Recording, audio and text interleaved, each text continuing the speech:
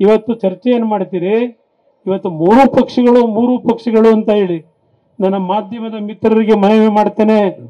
ನಾನಿದ್ದಂಥ ಅವಧಿಯಲ್ಲಿ 20 ತಿಂಗಳು BJP ಜೊತೆ, 14 ತಿಂಗಳು ಕಾಂಗ್ರೆಸ್ನ ಆಡಳಿತದಲ್ಲಿ ನಾನು ಯಾರಾದರೂ ಒಬ್ಬ ಕಾಂಟ್ರಾಕ್ಟರ್ಗಳಿಗಿರಬಹುದು, ಯಾರಿಗಾದ್ರೂ ಗುತ್ತಿಗೆದಾರರಿಗೆ ನಾನು ಏನಾದರೂ ಒತ್ತಡವನ್ನು ಹೇರಿರ್ತಕ್ಕಂಥ ಒಂದು ಪ್ರಕರಣವನ್ನು ಯಾರಾದರೂ ತಂದರೆ ಇವತ್ತು ನಾನು ನೀವು ಕೊಡ್ತಕ್ಕಂಥ ಶಿಕ್ಷೆಯನ್ನು ಅನುಭವಿಸಲಿಕ್ಕೆ ತಯಾರಾಗಿದ್ದೇನೆ.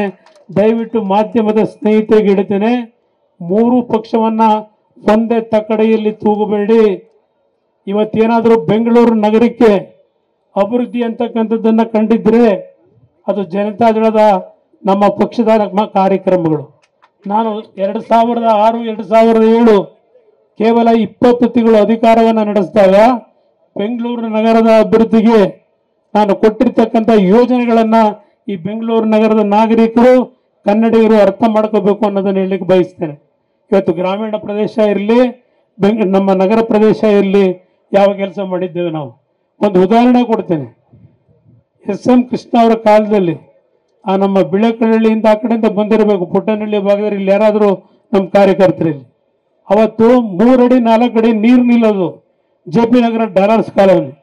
JP ನಗರದಲ್ಲಿ ನಾನು ಮುಖ್ಯಮಂತ್ರಿ ಆದಾಗ ಆ ಭಾಗಕ್ಕೆ ಪ್ರವಾಸ ಮಾಡಿ ತೆಗೆದುಕೊಂಡಂಥ ನಿರ್ಧಾರ ಇವತ್ತು ಸಹ ಬೆಂಗಳೂರಿನಲ್ಲಿ ಎಂಥ ಮಳೆ ಬಂದರೂ ಆ ಭಾಗದಲ್ಲಿ 3 ಅಡಿ ನೀರು ನಿಲ್ತಾ ಇದ್ದಂಥ ಪ್ರದೇಶ ಇವತ್ತು ಜನ ನೆಮ್ಮದಿಯಿಂದ ಇದ್ದಾರೆ. ಇದು ನಾನು ಇದ್ದಂಥ 20 ತಿಂಗಳ ಆಡಳಿತ ಮಾಡಿದೆ. ಅವತ್ತು ಆ ಭಾಗದ ಜನ ನೀವು ಬರಲೇಬೇಕು ಅಂತ ಹೇಳಿ ಕರೆಸಿ ಹೆಲಿಕಾಪ್ಟರ್ನಲ್ಲಿ ಪುಷ್ಪಾರ್ಚನೆ ಮಾಡ್ತಾರೆ ನನಗೆ. ಆದರೆ ಚುನಾವಣೆ ಬಂದಾಗ ಬೇರೆ ಪಕ್ಷಗಳಿಗೆ ಮತ ಕೊಡ್ತಾರೆ. ಇದು ಇವತ್ತು ಈ ರಾಜ್ಯದಲ್ಲಿ ನಡೀತಾ ಇರತಕ್ಕಂಥದ್ದು. ಈ ರಾಜ್ಯದಲ್ಲಿ ಹಣದ ಕೊರತೆ ಇಲ್ಲ, ಸಾಲ ಮಾಡಬೇಕಾಗಿಲ್ಲ. ಯಾವ ಸಿದ್ದರಾಮಯ್ಯನವರು 16 ಬಜೆಟನ್ನು ಮಂಡನೆ ಮಾಡಿದ್ದಾರೆ ದಾಖಲೆ ಅಂತ ಹೇಳ್ತಾರೆ. ಆ ದಾಖಲೆ ಬಜೆಟನ್ನು ಮಂಡನೆ ಮಾಡೋದ್ರಿಂದ ದಾಖಲೆ ಆಗೋದಿಲ್ಲ. ಆ ಬಜೆಟ್ನಿಂದ ನೀವು ಏನು ನಾಡಿನ ಜನತೆಯ ಬದುಕಿಗೆ ಕೊಟ್ಟಿದ್ದೀರಿ ಅದು ದಾಖಲೆಯಾಗಿ ಉಳಿಯತಕ್ಕಂಥದ್ದು ಅನ್ನೋದನ್ನ ಸಿದ್ದರಾಮಯ್ಯನವರು ಅರ್ಥ ಮಾಡ್ಕೋಬೇಕಾಗ್ತದೆ. ಯಾವ್ಯಾವ ಮಟ್ಟದಲ್ಲಿ ತೆರಿಗೆ ವಿಧಿಸ್ತಾ ಇದ್ದಾರೆ, ಇನ್ನೂ ಸಹ ಅದೆಂಥದ್ದು ಮದ್ಯದ ದರವನ್ನು ಪುನಃ ಏರಿಸಬೇಕು ಅಂತ ಹೇಳಿ ಇವತ್ತು ವಿಮರ್ಶೆ ಮಾಡ್ತಾ ಇದ್ದಾರೆ ಅಂತಕ್ಕಂಥದ್ದು ನಾನು ಕೇಳ್ತಾ ಇದ್ದೆ. ಇವತ್ತು ಇಂಥ ಆಡಳಿತ ಏನಿದೆ, ಇವತ್ತು ಬೆಂಗಳೂರು ನಗರದಲ್ಲಿ ಇರ್ತಕ್ಕಂಥ ನಗರದ ಉಸ್ತುವಾರಿ ಸಚಿವರು ಯಾವ ಮಟ್ಟದಲ್ಲಿ ಭ್ರಷ್ಟಾಚಾರಕ್ಕೆ ಹೊರಟಿದ್ದಾರೆ, ಕಾಂಗ್ರೆಸ್ನ ಪುಡಾರಿಗಳು ಇವತ್ತು ಅದೆಲ್ಲ ನನ್ನ ವಿರುದ್ಧ ಧಿಕ್ಕಾರ ಕುಕ್ಕಂಡದಿನ ಪ್ರತಿಭಟನೆ ಅಂತ ಏನೋ ಹೊರಟಿದ್ದಾರೆ ಅಂತೇಳಿ. ಕಾರಣ ನಾನೇನು ಕಳೆದ ವಾರ ಹೇಳಿದ್ದೇನೆ, ನನ್ನ ಹತ್ರ ಇರ್ತಕ್ಕಂಥ ಟನ್ಗಟ್ಟಲೆ ದಾಖಲೆಗಳು ಅಂತ ಏನು ಹೇಳಿದ್ದೇನೆ. ಇವತ್ತು ನಾನು ಸುಮ್ಮನೆ ಹೇಳಿಲ್ಲ. ಆದರೆ ಕಳೆದ 2009ರಿಂದ ನಾನೇನು ಈ ರಾಜ್ಯದಲ್ಲಿ ಭ್ರಷ್ಟಾಚಾರದ ವಿರುದ್ಧ ಹೋರಾಟ ಮಾಡಲಿಕ್ಕೆ ಹೊರಟೆ, ಅವತ್ತು ನನ್ನ ಮೇಲೆ ಯಾವ ರೀತಿ ಅಧಿಕಾರವನ್ನು ದುರುಪಯೋಗ ಪಡಿಸ್ಕೊಂಡು ನನ್ನ ಧ್ವನಿಯನ್ನು ಸಂಪೂರ್ಣವಾಗಿ ಬಂದ್ ಮಾಡಬೇಕು ಅಂತ ಅಲ್ಲಿಂದ ಹೊರಟಿದ್ದಾರೆ. ನನ್ನ ಧ್ವನಿಯನ್ನು ಬಂದ್ ಮಾಡಲಿಕ್ಕೆ ಯಾರ ಕೈಲೂ ಸಾಧ್ಯ ಇಲ್ಲ ಅನ್ನೋದನ್ನು ನನ್ನ ಕಾರ್ಯಕರ್ತರ ಮುಂದೆ ಎದೆ ತಟ್ಟಿ ಹೇಳಲಿಕ್ಕೆ ಬಯಸ್ತಾ ಇದ್ದೇನೆ. ಯಾವುದೇ ಕಾರಣಕ್ಕೂ ಯಾವುದೇ ಕಾನ್ಸ್ಟಿಟ್ಯೂಷನ್ ಸಂಸ್ಥೆಗಳನ್ನು ನನ್ನ ವೈಯಕ್ತಿಕ ಒಂದು ಸಮಸ್ಯೆಗಳಿಗೆ ಯಾವುದೇ ಕಾರಣಕ್ಕೂ ನಾನು ದಾರಿ ತಪ್ಪಿಸಿಲ್ಲ. ನಾನು ಯಾವುದೇ ಕಾನ್ಸ್ಟಿಟ್ಯೂಷನ್ ಸಂಸ್ಥೆಗಳನ್ನು ಅವರೇ ನೇರವಾಗಿ ಬಿಟ್ಟುಬಿಟ್ಟಿದ್ದೇನೆ.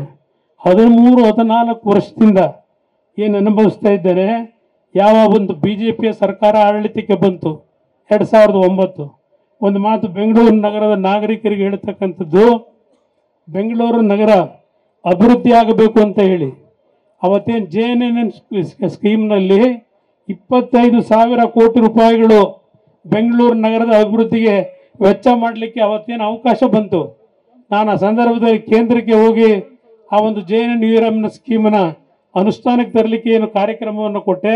ಬೆಂಗಳೂರು ನಗರದ ಅಭಿವೃದ್ಧಿ ಆಗಬೇಕು ಅಂತ ಹೇಳಿ ಯಾವ ಹೊರವಲಯಗಳು ನಗರಸಭೆಯ ವ್ಯಾಪ್ತಿಯಲ್ಲಿತ್ತು ಆ ನಗರಸಭೆಗಳನ್ನು ಬೆಂಗಳೂರು ನಗರಕ್ಕೆ ಎಲ್ಲವನ್ನ ಜೊತೆ ಮಾಡಿ 110 ಹಳ್ಳಿಗಳಿಗೆ ಅವತ್ತು ಸಹ ಇವತ್ತೇನು ನೀರನ್ನು ಕೊಟ್ಟಿದ್ದೇವೆ ಅಂತಾರೆ.